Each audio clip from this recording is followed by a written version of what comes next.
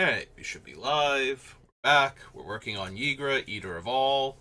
Here it is, in case you haven't seen it yet. So we are at 151 cards. So we only need 91 more cuts. This is our spell count. Let's see. I did another sub list at the end yesterday, right? With our card advantage.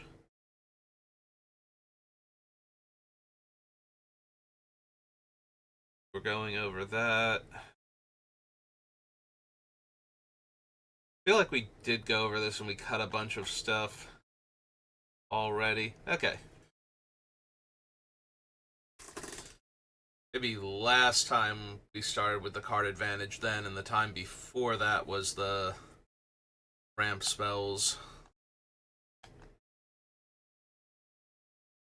Oh well.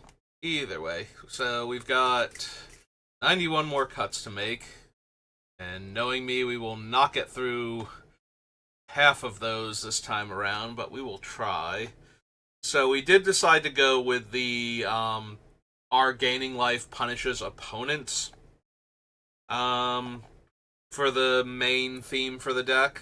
So we have a lot of cards that gain us life, and a bunch of cards that punish our opponents for us gaining life, as well as the more traditional aristocrats cards that drain the opponent when our creatures die, since that's also gaining us life, and since a lot of our creatures are going to be dying anyway.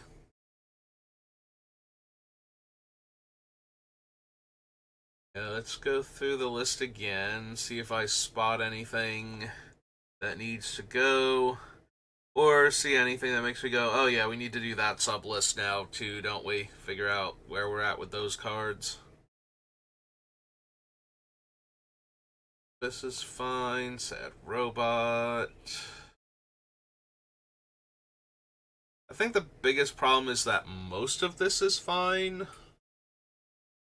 We need to get rid of cards that are fine, but that's not good enough anymore.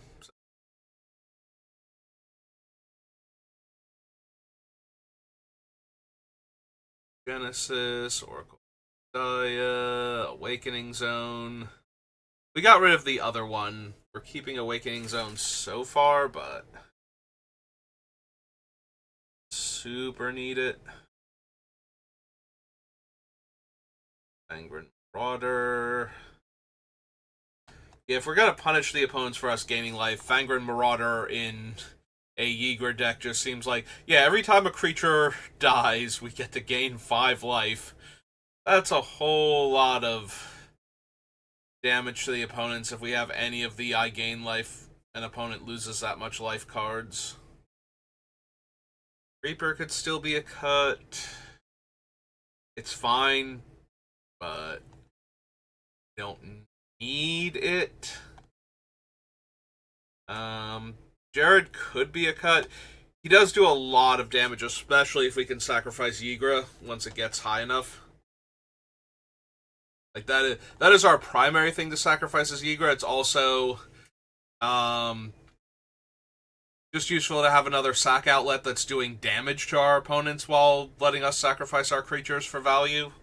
Because if we needed to sacrifice a bunch of creatures to make them lose life and we gain life, in order to get close to finishing the game off, then as long as we have the mana, feeding them to Jared is probably doing us a bit better than some of the other options we have.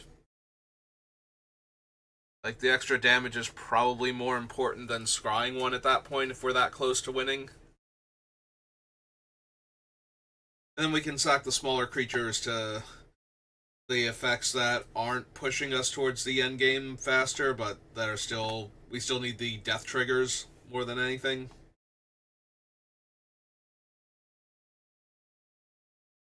Bloodlord, we need.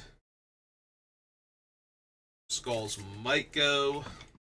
Yeah, we got rid of the other one, the From Beyond. Sifter of Skulls might go because, again, it's a more expensive version of the other thing that we're running. And the 1/1s aren't significantly better for us than the 0/1s for what we're using them for a lot of the time.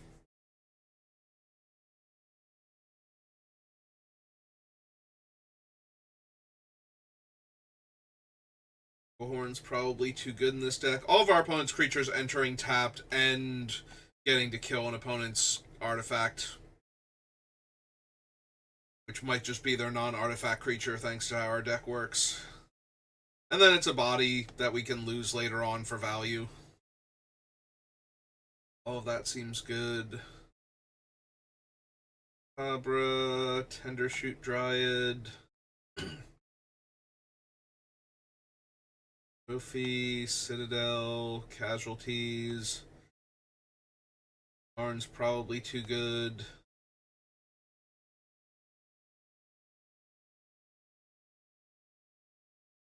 There's a chance we're going to wind up just cutting the Gilded Goose by the time this is done.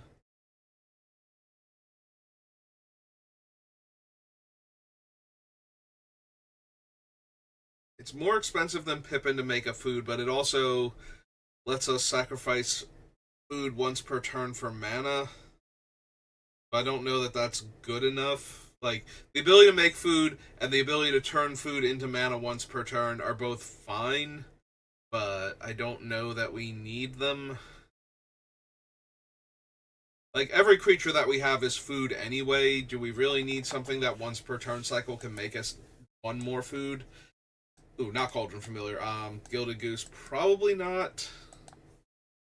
Like, it's fine, but we're getting to that point where a lot of the fine cards are going to have to go in favor of the things that we desperately need. And I think Gilded Goose and probably, like, Warden of Isengard Pippin, as opposed to Peregrine Took Pippin, needs to go.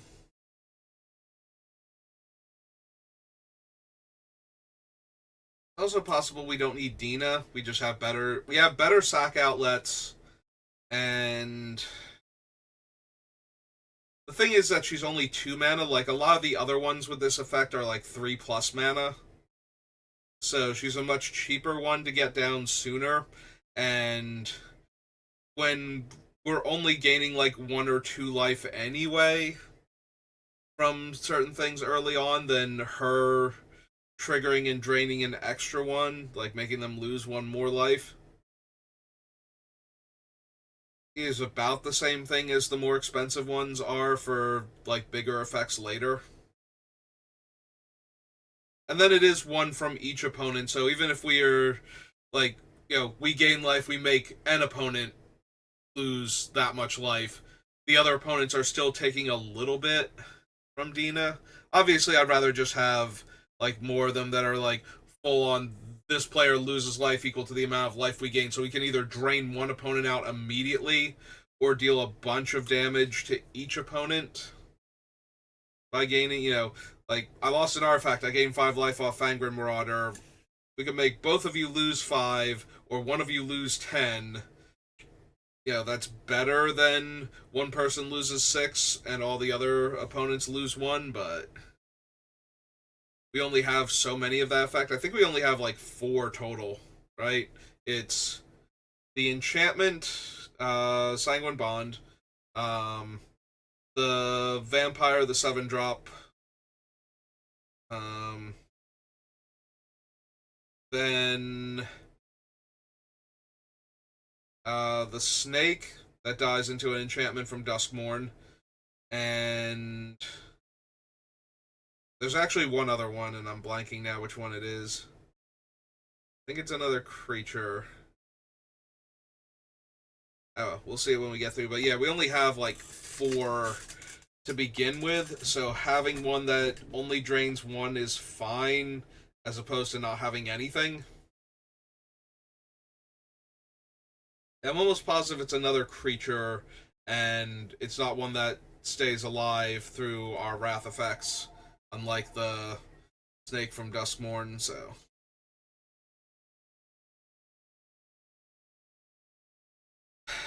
It's possible we lose Titan of Industry. Like, we have better options for the naturalized portion of it, and we have a few other ways to protect Ygra, but it is nice to have a way to protect Ygra, like another one that will stop our opponents, like, you know, damage-based Wrath, or actual destroy effects as opposed to, farewell or something. When we can limit the number of ways our opponents can actually kill our commander mid-combat and mess everything up, or in response to a spell that's going to wipe their board while their stuff stays artifacts.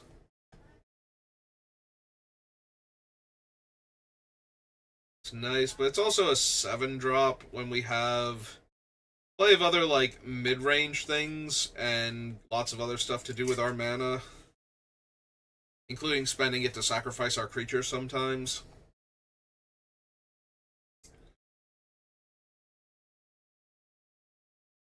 Yeah, maybe our other stuff is better. It's close, though. Like, this is not a terrible card to have in our deck, but do you think we can get rid of it? Be okay? Apocalypse, Era Sunder, Fade from History. If not, doubles up our death triggers, which means it doubles up all of our drains from all of our aristocrats cards.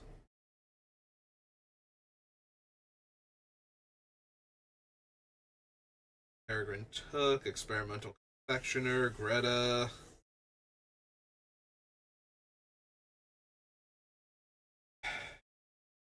Maybe we don't need Knight of Sweet's Revenge.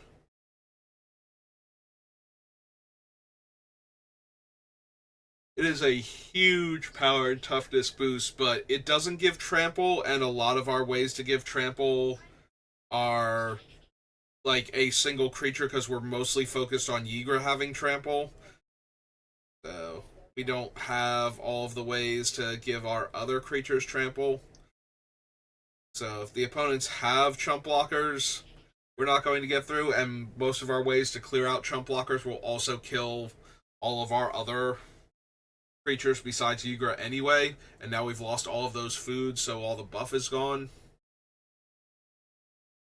Or we had to activate it first and then lose all of our creatures anyway, and either one of those sounds great.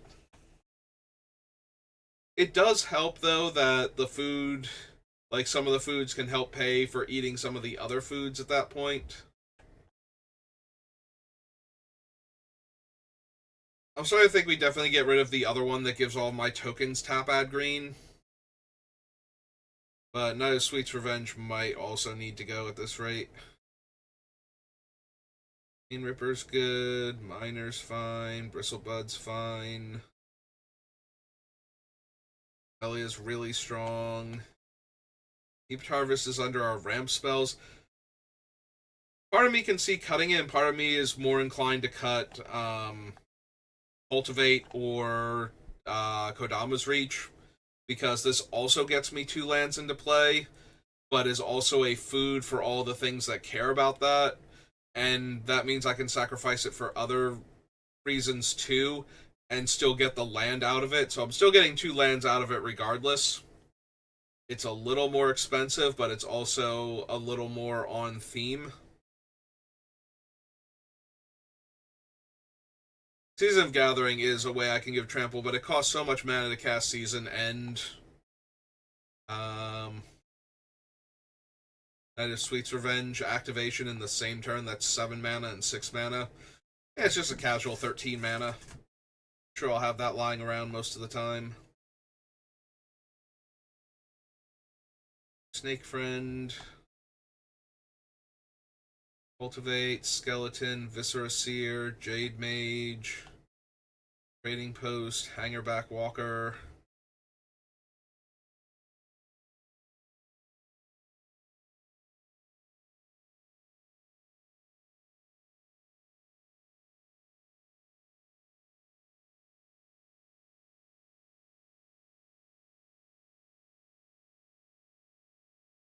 Really want to keep.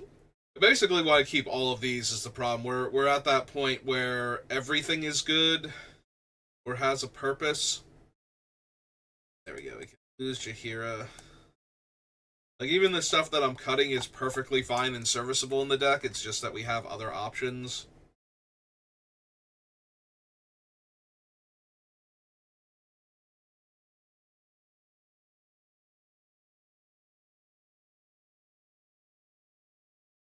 Yeah, Guillaume is both a food generator and a way to protect Ygra, or to protect my other creatures.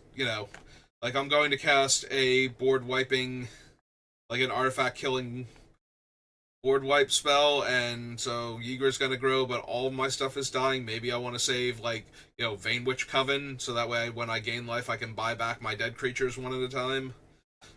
Or Witch of the Moors. Something, anything. Keep my board position solid while everybody else is losing everything.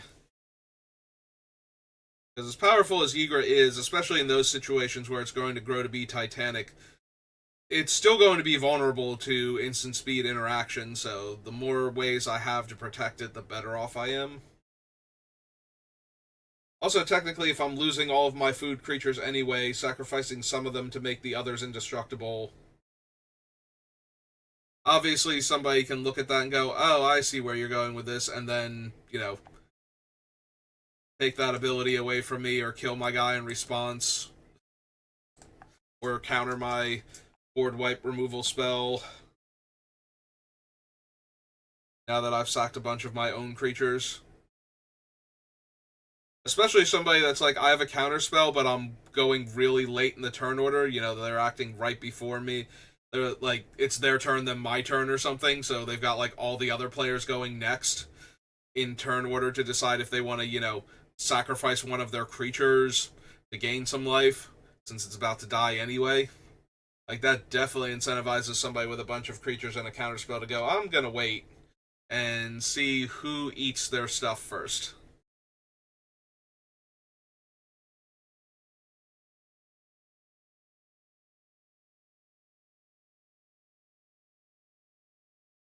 Brewmaster probably too good. Ice Catcher is way too on point in this deck. Need to just cut it.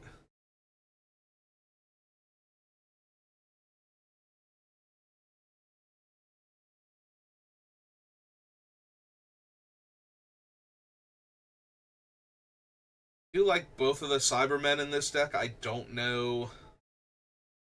The Patrol makes it so awkward to block my stuff.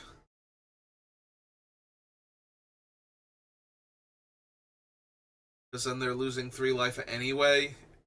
And we do an okay job going wide, so there will definitely be times where they're just losing a whole lot of life and it's not helping them that much. And the squadron just giving me a ton of bodies real quick.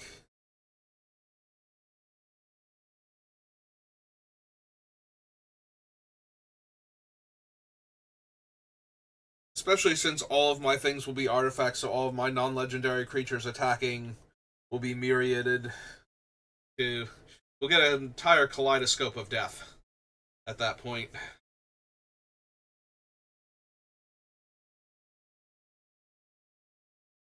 One of my non-Ygra creatures turns into however many opponents I have worth of that same creature.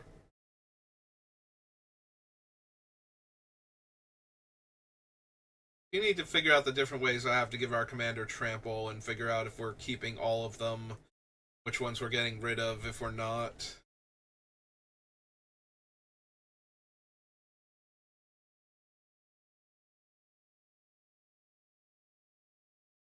One, two, three, four more cards we just cut. So with them. 7. Goes off. Alright, let's figure out how we push damage with our commander.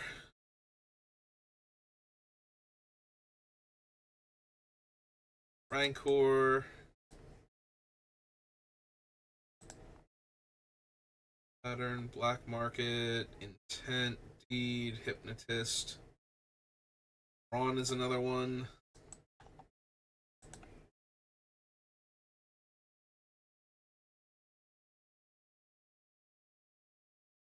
Seeker, Lightning Greaves, Pentavus, no.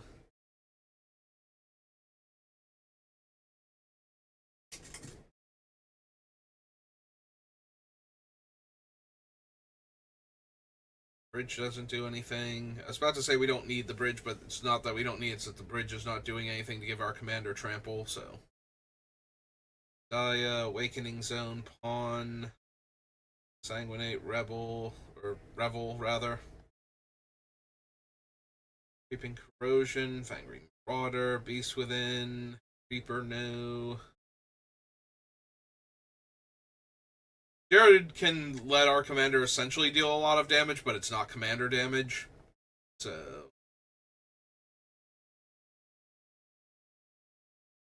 Cutthroat, Sifter of Skulls, Mention, Manglehorn, Razaketh the Foul-Blooded. Wait, I'm not forgetting anything. None of these things give trample? No. Okay. Trample, or unblockable, or something that's getting our commander in for extra damage more consistently.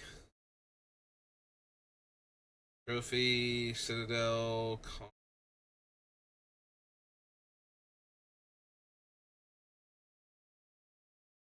Shadow Spear, List, Bastion, no.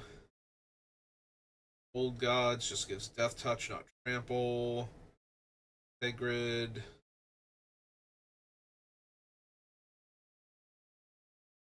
X's creature's power. No. Massacre, Safekeeping, Jelly, Terra Sunder, Fade, Drivnod, Nisa.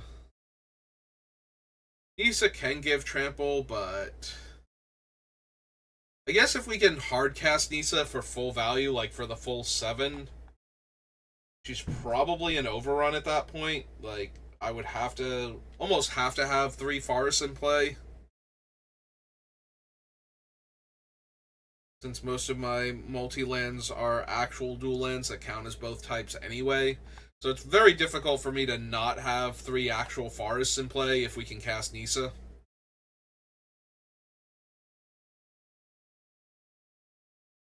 Don't know. That's like not her primary purpose though. She's in here to be a disenchant, or more accurately, a naturalize that also churns out bodies for me.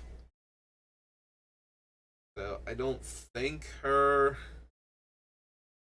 -7 is a real factor in whether or not we run her.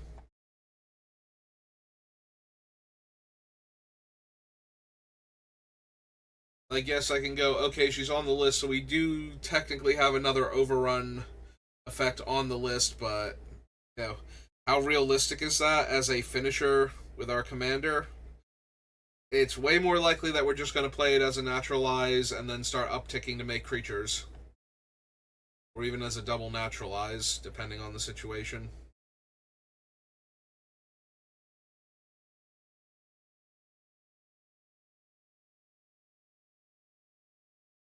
They're pushing damage. Our commander. Again, Sweet's Revenge doesn't give trample. Can't really count that.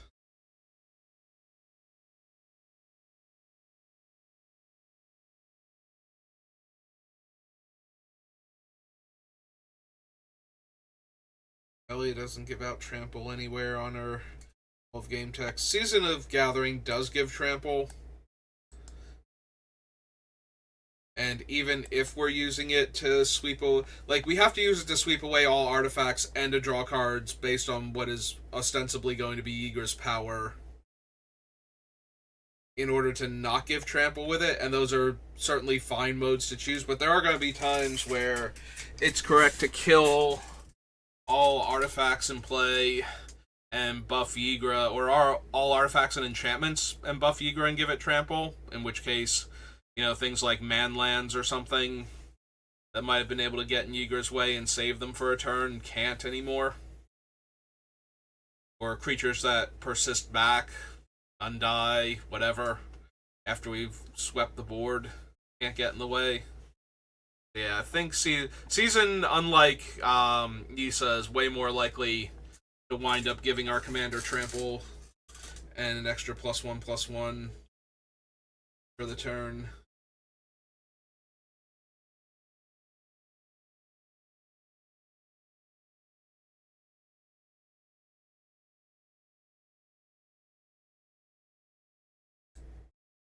Talons of Wildwood, Silver Smoke, Veto, Bramble, Moth, Manufactor.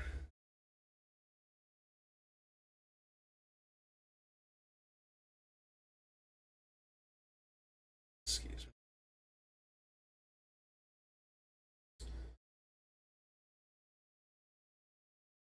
me. Trample.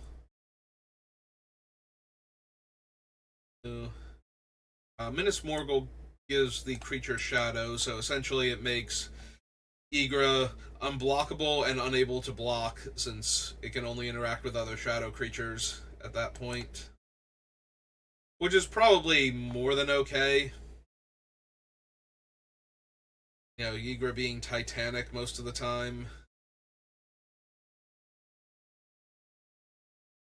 Power Fist gives trample. Brotherhood's Regalia gives unblockable.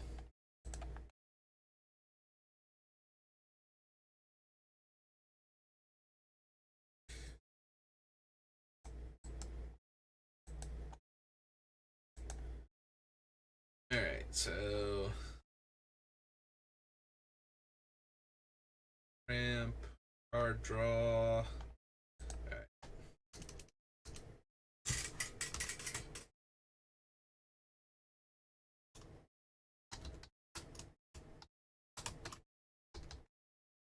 If it gets too bad, we can also go back to our old standby of dropping one of the spells for Rogue's Passage, so that we have another way to just make Ygra evasive anyway.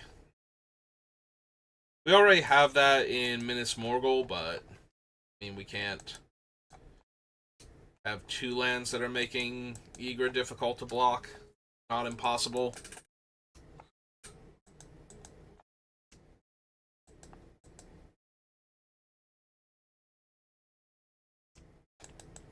Oops. Oh, no, wait. For some reason, I thought it double posted there. Regalia and Doric. Okay.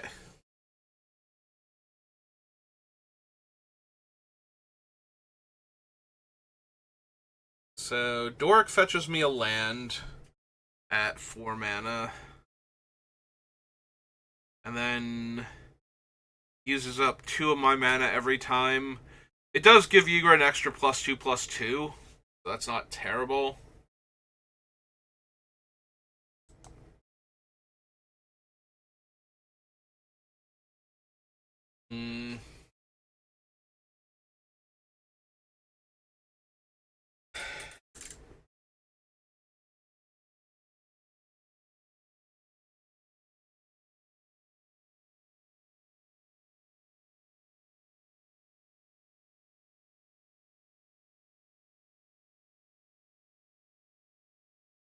Alright, so the biggest problem is that a bunch of these are artifacts.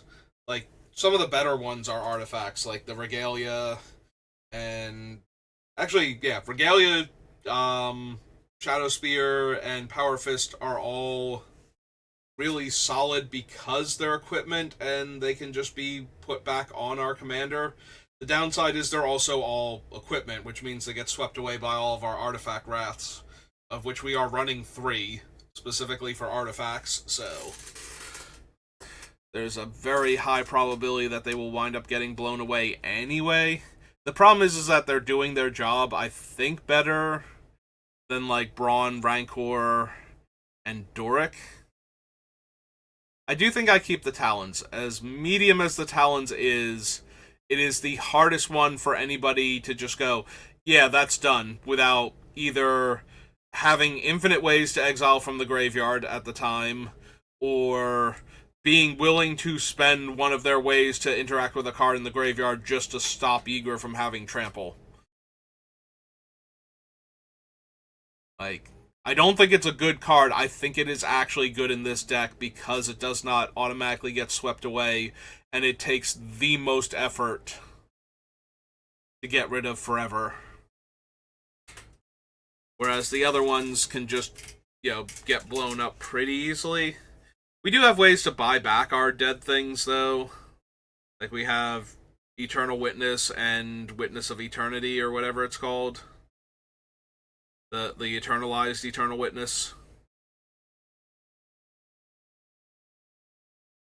Yeah, I think at 4 mana for only 1 land, Doric isn't good enough as a ramp spell.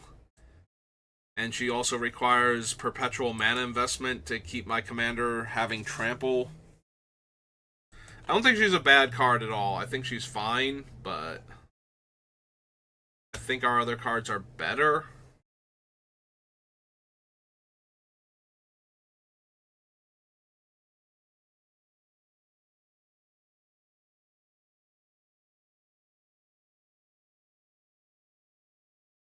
If we got rid of Doric, I think we lose the Rancor.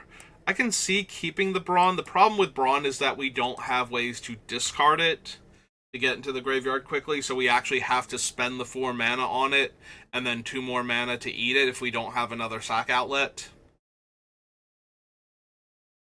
Which is not the end of the world. It's not unrealistic to get into that position, and that being, like, perfectly fine.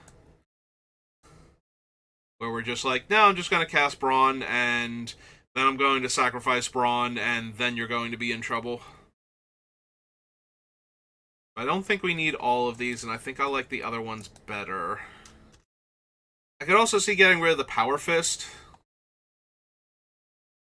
This leaves me with Shadow Spear, Talons, Morgul, Regalia as my primary ways to keep getting in with our commander. Season of Gathering is a one-shot, but it draws me a ton of cards. And/or destroys all artifacts and/or enchantments instead if I need it to, depending on what modes I'm choosing. So maybe we get rid of the Power Fist and we do add in Rogue's Passage. And then that gives me 2 lands that are making our commander very difficult to block. 3 permanents that are, permanent spells that will make our commander difficult to block, and 1 one-shot that pushes in a lot of damage and draws me a bunch of cards, or does other stuff. Yeah, I think so. So we lose Doric, Rancor, Brawn, and Power Fist. 1R for Doric. Give her Rancor.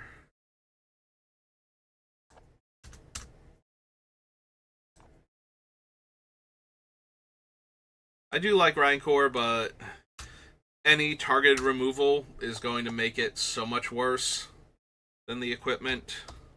Unless we're going to blow up all artifacts. Like, we play it, and then the next turn it's like, oh, shoot, I kind of need to kill all artifacts now, don't I?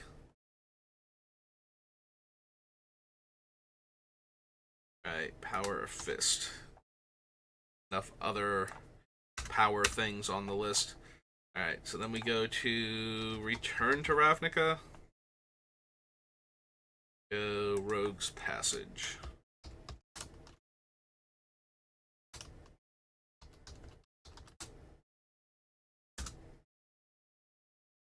Alright, we crossed those 4 off the list. Brings us down to 143. Almost killed 10 cards. Actually, here, let's start at the bottom and work our way up. Sometimes it helps to read the cards in a different order. Legitimately just helps to see the cards in a different order. Which of the Moors? We just decided Regalia's staying.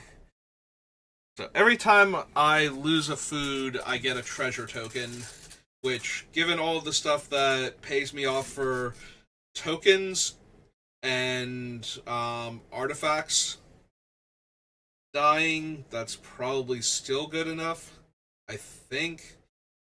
Also, just having extra mana on future turns every time we sacrifice an artifact for something.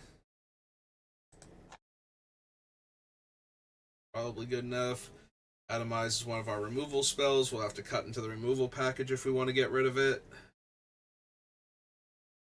But Deathclaw, is a 6-drop that kills anything, and then Monstrous is for 7 to kill anything.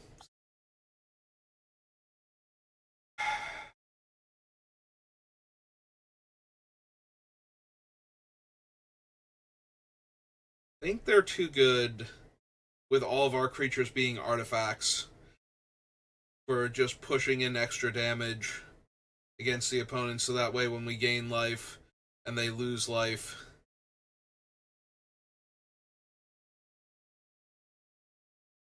yeah, I think they're too good to cut. Maybe there's like we have to cut stuff, so yeah, being able to give all of our foods, which will include all of our creatures most of the time, any activated abilities from creatures that get exiled by Brewmaster, and it's also a backup graveyard hate card at that point.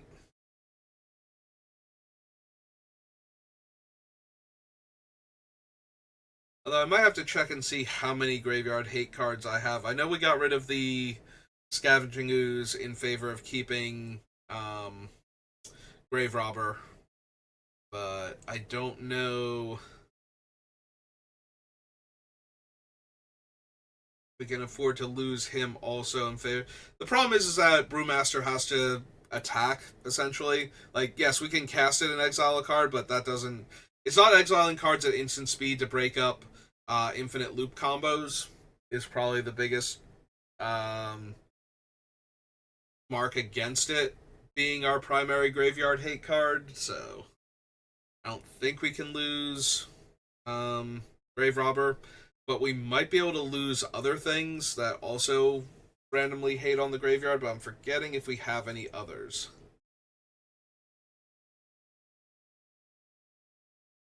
Ice Catcher is just a huge value card.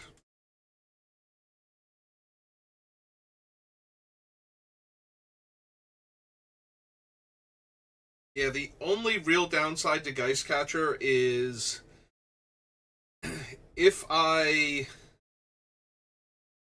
trigger the exile and they kill him in response, then the thing that was getting exiled now just gets exiled because it's not optional. I don't think. Let me double check.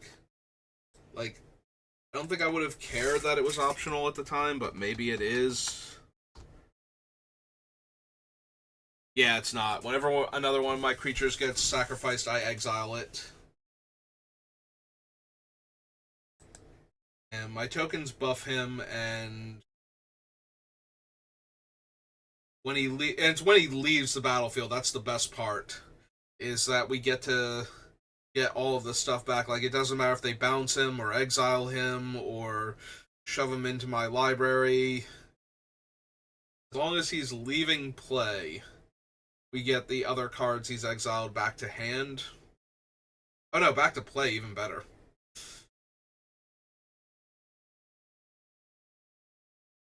Yeah, that's gotta be too strong.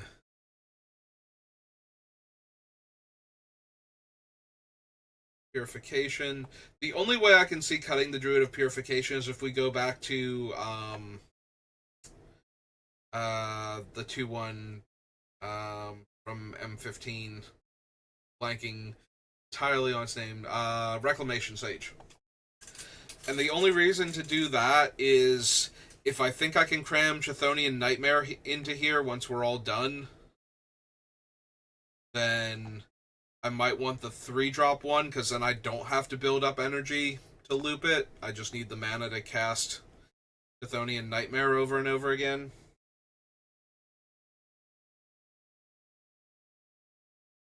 The Vanewitch Coven is probably too much value. As long as I have any cards in my graveyard. Pretty easy to get. Yeah, I have to not have enough mana to cast the Vanewitch, have a way to gain life, and be able to pay the black all at once in order for them to not get at least one card back. And Blightmound not only gives me creatures for my non-token creatures dying, but gives me the pest specifically, which, honestly, if I could choose one creature token for all of my token producers to make, I think I would probably choose Pest, even with Camellia not getting to buff them anymore because they're not squirrels anymore. I still think that would be so much better for us, just because of all of the I gain life, you lose life effects we have going on. Saga's probably too good. Trading in a creature food and either an enchantment or a land, depending on what we have going on, for was it 3 fresh cards? Yeah, and making the opponents lose 3 and we gain 3, which will then trigger our gain life things on top of that. Yeah, yeah. No, I think Lasaga's too on point here. Maybe I need to check all of my different sack outlets, see which ones I have, and make sure that I have A, enough, but also B, not too many. Get rid of some of them if we do have too many going on.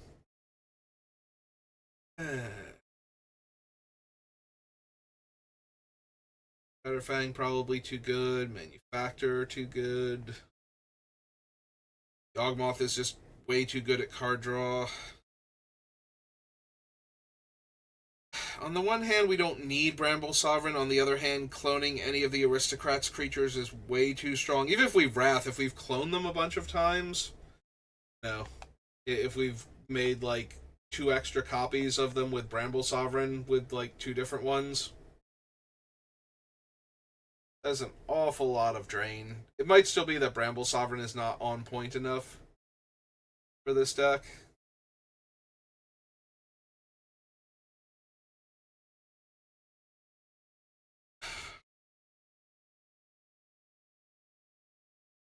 Yeah, probably still want to keep Bramble Sovereign for right now.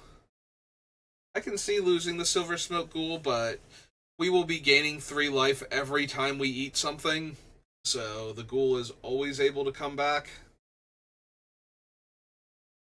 Right, at some point in time, we are just going to eat one of our delicious creatures and gain 3 life and trigger some other stuff, or we're just going to naturally gain 3 life, like, we have Silver Smoke Ghoul and 2 other creatures out, and we sack it to draw a card, and then we sack the other 2 creatures, as long as we have, like, any of the pinging effects going on that are letting me gain life also. That's 3 of them, so we would get the Ghoul back. And as long as the other creatures were throwaway also, we probably got too much value that way. Also have to check and see if we have too many of the get a creature to replace our dead creatures thing, or get something to replace our dead things cards. Because if we have too many of those, we can almost definitely lose like Sifter of Skulls and Pawn of Ulamog at that point. I'd rather have the token makers be like enchantments that care when my non-token creatures die than creatures that care when my non-token creatures die. If I have to choose between them, and I probably do at this point, because we just don't have enough.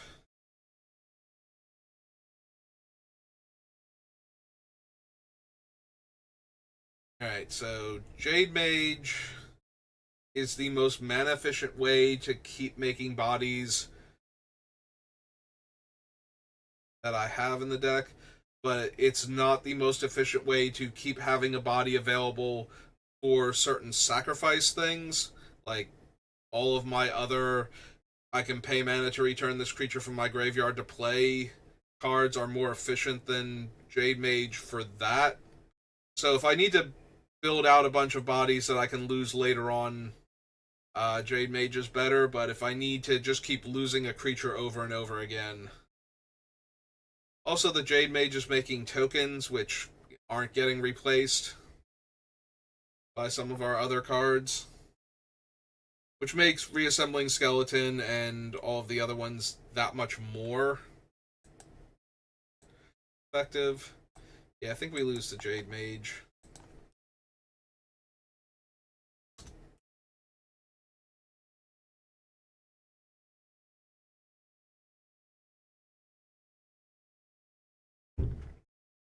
Sorry, Jade Mage.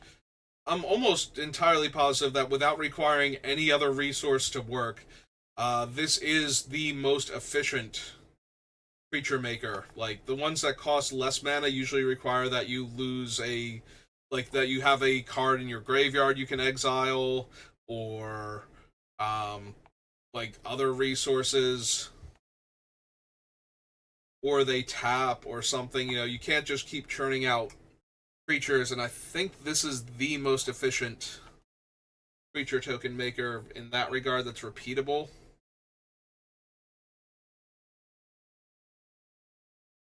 Especially if you need to keep the creatures around to go wide.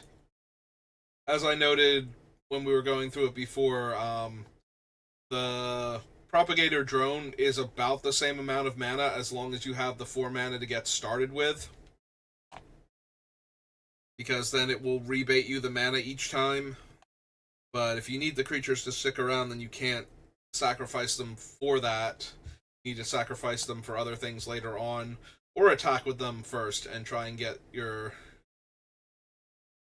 other effects before, or try and get them like huge so that way their attack actually matters.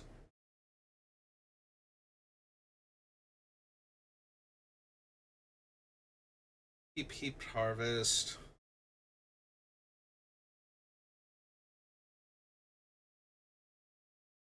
We do have things that benefit from being in the graveyard, so the Bristlebud Farmer milling is fine.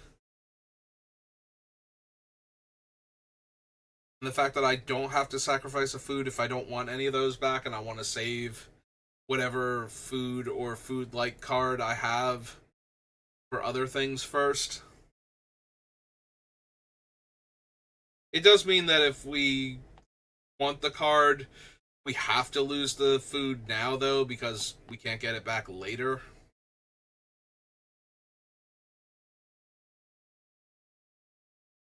But I think that's okay. I think the Bristlebud Farmer just has too much ability to generate value. Every time it attacks, we get to lose any of our foods to get the best card out of the top 3 cards of our deck. It doesn't have to be a permanent, right? Yeah.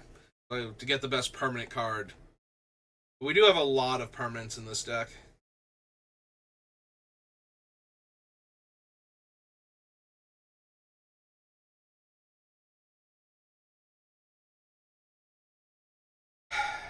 There is a tiny possibility that I don't need stash skeletons, but at the same time, it is very easy. It is a Diabolic Tutor, but broken up into 2 mana chunks over the course of 2 turns. So that does make it a lot more efficient when we go for the card. So that way we can cast it in the same turn if we need to. Like, it is serving as that, whereas some of our other cards. So it's 4 mana total invested, but it feels a lot less like that than just straight up casting Diabolic Tutor would. Also, the fact that it's a body first and then the Demonic Tutor when we need it to be later means that we can get all of the other benefits of having a body. Getting to attack for damage against people that either can't block it or really don't want to just give it to us for free. At least if I have to spend the mana and eat it as a creature, then I'm not, then I'm spending the mana on that so I don't have some of my mana to work with. Also, I can't attack with it and sacrifice it in the same turn to the food ability anyway, since it requires it tapping. So if I'm attacking with it, they might take the damage because they won't turn on my thing, and now I can't turn on my thing unless I play another way to sacrifice a creature.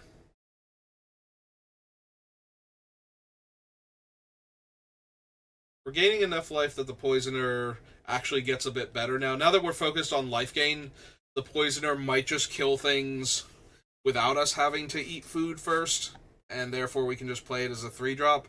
Also, that does mean that if I can cram Chthonian Nightmare in here, it's another 3-drop creature we can just recur immediately, and however much life we've gained becomes how much of a Flame Tongue Kavu it is, so... I do think I really want Chthonian Nightmare, but I want to get rid of a bunch more cards first. I want to get a lot closer to the finished deck and make sure that I'm keeping enough low casting cost creatures to make the Nightmare viable.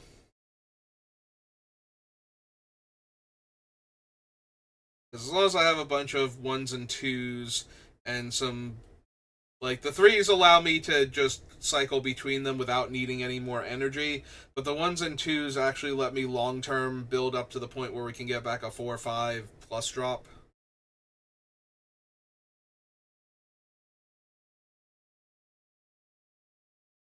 Alright, at the 50-minute mark again. We're only cutting about 10 cards per hour, but I think that's about accurate for me.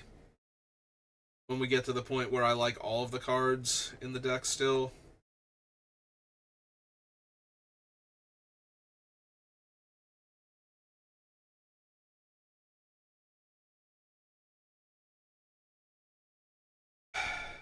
So, Tendershoot Dryad is cheaper than Witherbloom and cheaper than Amalgam, but it's also noticeably worse than them.